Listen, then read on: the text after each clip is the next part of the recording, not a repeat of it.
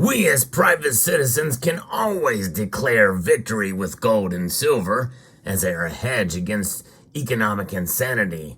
But it's not too often when we can say the same thing for a whole state of the United States of America.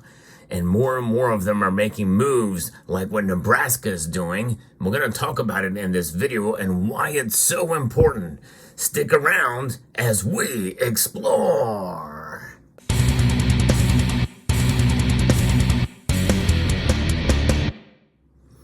For those of you who've been following my channel for any length of time, you know that I have been keeping up with the sound money legislation that has been sweeping the nation. Literally, it's been an amazing ride. And Skate Army reminded me about this piece of legislation that was just signed into law late last month. So I missed this one, but Nebraska, this is a big deal. Not just because of the effects that it's going to have for sound money in defiance of the Fed, but also because of what they are doing to further stick their middle finger up to the Fed and what they want to do with central bank digital currencies. I'm going to be reporting from an article from the Sound Money Defense League, which has been a champion in fighting for the idea of sound money. Governor Jim Pillen's signature was signed on April 25th, 2024 to make Nebraska the 12th state to end capital gains taxes on the sales of gold and silver. A little bit different this time. It's not just sales tax, this is income tax essentially. LB 1317 is the fourth major sound money bill to become law this year, as state lawmakers across the nation scramble to protect the public from the ravages of inflation and runaway federal debt. Under the new Nebraska law, any gains or losses on precious metal sales reported on federal income tax returns are backed out, thereby removing them from the calculation of a Nebraska taxpayer's adjusted gross income. Now, this is pretty important, and because it really helps to further understand and cement the idea that, well, gold and silver, they're not there to produce income. They just exist for what they are. It gives you a better understanding exactly what sound money is, opposed to unsound money, which is this, the Federal Reserve note. Under the new Nebraska, any gains, essentially, or losses, they're just gone. They're wiped out. Now, this Sound Money Defense League and in-state advocates Nebraska Sound Money measure passed out of the unicameral legislature's Revenue Committee unanimously before being amended into a larger bill. Nebraska is unique as it's the only state that just has one legislative body. That's it. There's no Senate or House. It's just a unicameral legislature. Sponsor Senator Ben Hansen said, upon news of the formal enactment of this legislation, gold and silver are the only forms of currency mentioned in our Constitution, and with that comes the people's ability to use it as such without penalty from the government, saving as using gold and silver is our right, and one of the only checks and balances to our federal government's unending devaluation of our paper currency. In reality, it's not paper at all. It's cotton linen fiber, but it's duly noted here because essentially this has no intrinsic value other than the paper that is, or the cotton linen fiber that it's printed on. In fact, by design, it's losing value at a rate of at least 2% per year, and officially, according to the Consumer Price Index, it's 3.6%. But unofficially, and when you look at other forms of inflation that are tied to it, it's about double digits. It's insane what's going on with inflation these days. 40 years highs. And that's on top of the already well above 5% that we saw a year ago today. So we know it's double digits in the course of the past couple of years here. Taxpayers often realize gains when converting the monetary metals back into Federal Reserve notes. And that is really a good description because it's a conversion of two different types of money.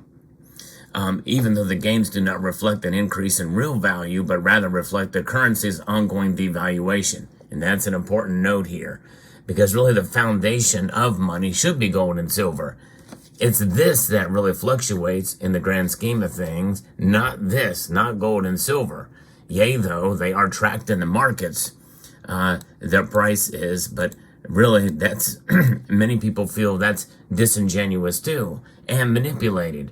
And so when you think about it, what is the best foundation for money? It is sound money that has been money for thousands upon thousands of years. Despite the lack of real gains, the Internal Revenue Service imposes capital gains taxes on such transactions. Nebraska has now opted out of this at the state level, declining to carry the IRS's position into the definition of Nebraskan income. J.P. Cortez, executive director of the Sound Money Defense League, explained during his testimony before the Revenue Committee, and the ferocious wave of inflation facing Nebraskans is largely caused by harmful actions of the Federal Reserve. The state can take a different course and provide Nebraskan citizens cleaner access to gold and silver ownership. And these metals are not only a proven inflation hedge, but states all over the country are remonetizing constitutional sound money in the form of gold and silver. And that's really a very important point. It's about a paradigm shift of concept or a viewpoint on what sound and what real true money is. Remonetization of gold and silver, which should have never been demonetized in the first place. 11 other states already do not charge an income tax on precious metal sales. And by the way, 45 other states don't charge sales tax. But this is a different situation here. Arkansas, Arizona, and Utah recently enacting such laws. Meanwhile, Iowa, Georgia, Oklahoma, Missouri, West Virginia, and Kansas have been considering similar legislation this year. Investments in precious metal coins and bullion in Nebraska are now rightfully exempt from both sales and income tax, according to Stephen Gleason, who is CEO of Money Metals and chairman of the Sound Money Defense League. Neutralizing Nebraska's income tax treatment of the monetary metals removes significant disincentives in the Cornhusker state against the ownership and use of the monetary metals. Meanwhile, LB 1317 revises the state's formal definition of money by adding language that states that money does not include central bank digital currency. And you know that's where they're going. Sooner or later, it's going to come to the United States, a central bank digital currency. They're studying it now. The rail is already in place, the foundation for it, which is called Fed now.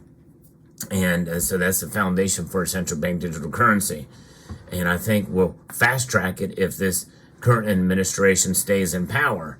But some of these states are taking action to define and to define what money is and what it is not. And in this case, it is not a digital currency, a central bank digital currency. The new law defines central bank digital currency as a digital medium of exchange, token, or monetary unit of account issued by the United States Federal Reserve System or any analogous federal agency that is made directly available to the consumer by such federal entities.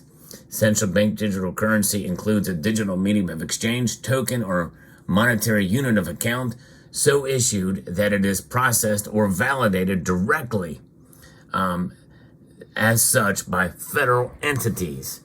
And that is remarkable language there. Senator Hansen said, "I believe we have to be extra vigilant in our assessment and application of a central bank digital currency to make sure they do not become a danger to our freedom. That's why we defined in LB 1317 that CBDCs are not classified as currency in Nebraska, which should help protect against unwarranted mandates and their use in the future." Amen. Well done by the state of Nebraska. This is something. It is signed into law right now. Now, versions of this anti-CBDC language have advanced or been signed into law in Tennessee, North Carolina, and Florida, South Dakota, and Indiana. Congressman Alex Mooney has also introduced a federal measure to block the Federal Reserve's digital currency scheme as well. Alex Mooney has been a champion of sound money in the Congress. In fact, the champion of sound money in the Congress. I applaud his efforts too. On this channel, I covered a video that outlines his latest proposal about gold and silver. And so I hope you will check that video. I'll try to link to it at the end screen of this video. Cortez, in testimony, discussed the potential risk of adopting a CBDC, including creating a greater ability to track all financial transactions, disallowing certain types of purchases, or even completing a turning off of the targeted individual's access to money. They can turn on and off money. They can make money expire in your account. It's pretty dangerous, and that is where it's headed. Mark my words, that's what's going to happen with the central bank digital currencies, sooner or later, if it's adopted. Nebraska joins Utah, Wisconsin, and Kentucky as states that have enacted pro-sound money legislation into law so far in 2024. So again, I applaud the state of Nebraska, and I hope you will consider that the news that I bring you on these matters. I think I'm the only channel that has been consistent in bringing you news about states making headway in this direction. And if you enjoyed content like this, I hope you will consider pressing that thumbs up button down below and subscribing to the channel if you haven't done so already.